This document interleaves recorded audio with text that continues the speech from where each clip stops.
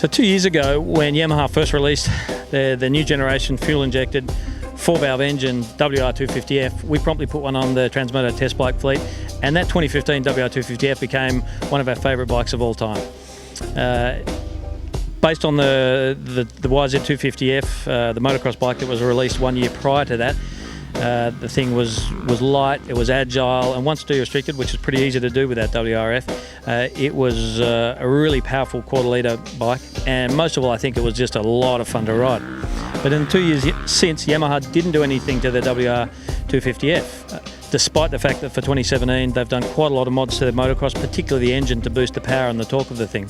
But the hybrid model that sits between Yamaha's WR250F and YZ250F, the YZ250FX, the bike I'm here with today, did receive the motocross model's mods for 2017, along with a touring piston, revised EFI mapping, modified crankshaft and counterbalancer design to reduce vibration, plastic skid plate and some revised suspension settings. All of which made us think that the 2017 FX model was tailor-made for Transmoto enduro events, because they're staged on private property and they're perfectly suited to this cross-country machine.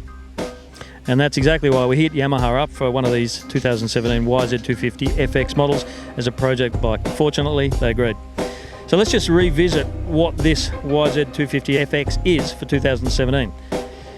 The easiest way to think of an FX is as a hybrid version of the YZ250F and the WR250F.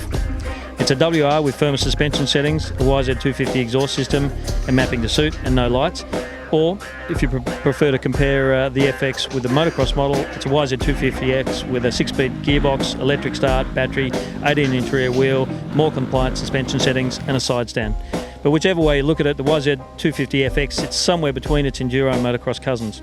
At $11,700, it's $500 cheaper than the registrable WR250F and is aimed at a lightweight, race-ready cross-country model.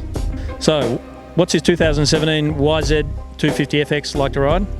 Well, like its motocross cousin, YZ250F, which it's heavily based on and shares the mods with for 2017, it's stronger, torquier, and has more throttle response, and that gives it a whole lot more rideability, which for a quarter-litre bike, whether it's a motocross, enduro or cross-country bike like this FX, makes a huge difference to rideability and the versatility of the machine. Compared to its predecessor and to the 2017 WR250F for that matter, it's much happier to be short-shifted to cruise trails or to chug up snotty hills, while that extra punch in the power delivery makes it even more attractive to make it even more attractive to racers and or heavier riders who may have previously avoided a 250.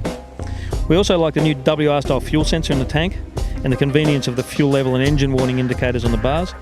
Plus, this year, the revised Zeus clip fasteners for the airbox, which are less likely to inadvertently come loose, are a really good thing.